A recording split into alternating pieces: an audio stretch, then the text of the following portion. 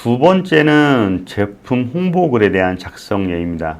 이번에 출시한 휴대용 선풍기에 대한 거를 제품 소개로 해서 언론사나 블로그에 게시할 형태의 예를 들어본 겁니다.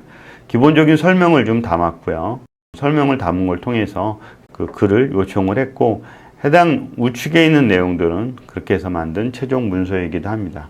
첫 번째 문서로 요청을 하게 되면 해당 문서에 대한 문서로 상세하게 휴대용 선풍기의 주요 설명에 대한, 그리고 또 각에 대한 특징들, 그리고 또 몇 가지 여기 대용량 배터리나 저소음 휴대수용용의 뭐 그런 어떤 그 기능에 대해서까지도 상세하게 설명을 제공합니다.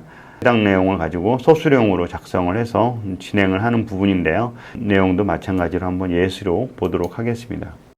앞으로 기업의 마케팅 담당자로서 글을 좀 써달라는 것을 뭐 역할 부여를 했고요. 이번에 출시한 내용으로, 이런 내용으로 해서 글을 요청을 했습니다. 글을 요청을 했더니 서론, 본론 형태로 해서 제품의 특징, 그 다음에 특징에 대해서 예시, 어떤 식으로 쓰면 좋다, 결론까지 이렇게 전체적으로 내용을 제공했습니다. 해당 내용을 그대로 소수령으로 변경을 좀 요청을 했고요. 이와 같은 원고가 하나가 완성이 됐습니다.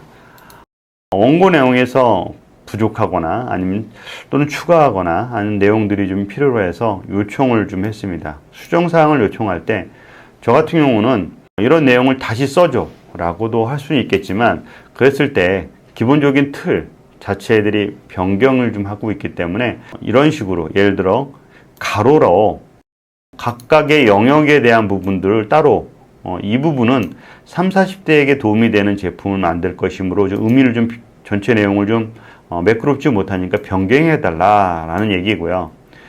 또 이 내용도 마찬가지로 좀 다른 내용을 좀 변경해 달라, 또 이런 식으로 이 앞부분에 대해서만 변경해 달라, 뭐 그런 식으로 이렇게 가로를 쳐서 가로 영역에 대해서만 수정해 달라라고 요청을 할 수가 있습니다. 그랬더니 가로 영역에 대해서 각각들을 다 요청을 해서 수정사항을 진행했습니다. 해당 원고에 대한 피드백을 제공해 달라고 할 수가 있습니다. 챗GPT한테.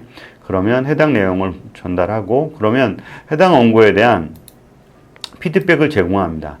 장점이 뭔지, 개선점이 뭔지에 대한 피드백을 줘요. 나온 게 있습니다. 그러면 지금부터는 이 개선점에 대한, 해당 내용의 개선점에 대한 세 가지 내용을 원고에 대해서 추가하고 작성해 달라고 요청을 합니다. 원고를 제시한 다음에, 그러면 여기서 원고에 대한 것들을 제공하겠다고 해서 이렇게 제시를 했습니다. 이런 부분들까지도 높였다고 합니다. 그러면 해당 내용에 대한 어떤 제목, 그 다음에 또 어떤 내용을 소개할 것인지에 대한 소개라는 걸 통해서 제목과 내용 소개까지도 요청을 해서 받을 수 있고요. 결정을 한 거에 대한 또 페이스북 또는 트위터, 인스타까지 소개를 좀 하려고 하는데, 그거에 대한 문구까지 만들어줘 라고 해서 이렇게 최종 원고가 만들어졌습니다.